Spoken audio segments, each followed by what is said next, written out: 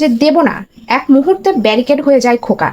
আমরা রক্ত দিতে শিখিনি। যে দেশ রক্ত দাও রক্ত দাও বলে 200 বছর ধরে চিৎকার করে চলেছে, আমাদের কেউ নয় সে, দেশমাতৃকা তুই নস।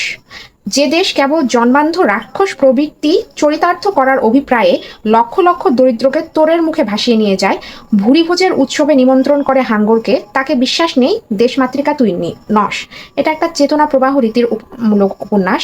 এখানে খোকা স্বাধীনতা নিয়ে কি ভাবে, যে কিছু কিছু তরুণেরা আছে যারা ভাবে যে আমরা যুদ্ধ করব, গোলাগুলি করব, রক্ত দিব, তাহলেই আমাদের স্বাধীনতা আসবে। কিন্তু স্বাধীনতা বলতে তো আসলে সেটা বোঝায় না। আমরা এই যুগে এসে বুঝছি যে আসলেই কি আমরা পুরোপুরি স্বাধীন? আমরা কি এখনো পুরোপুরি আমাদের দেশটা স্বাধীন হয়েছে? সব জায়গায় কি আমরা স্বাধীনতার এই অর্জন করতে পেরেছি? এখনো কি আমাদের সব জায়গায় পরাধীনতার শৃঙ্খলে আবদ্ধ না?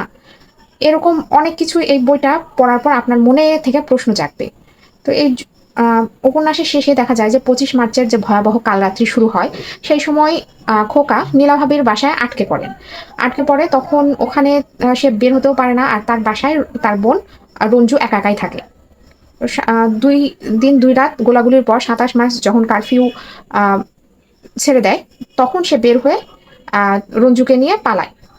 মানে তার এখানে হচ্ছে তার মূল লক্ষ্য হচ্ছে যে করেই হোক তার বোনকে বাঁচাতে হবে। এই জন্য হয়তো মানে সে তার বোনকে নিয়ে তার মানে জীবনটা বাজি রাখতে চায়, বা ওইভাবেই মানে এই গল্পের নাম জীবন আমার বোন এরকম। আমি জানি না আমি কতটুকু বর্ণনা করতে পারলাম, তবে আমি চেষ্টা করলাম। তো এই তো, সবাই ভালো থাকবেন, আল্লাহ হাফিজ।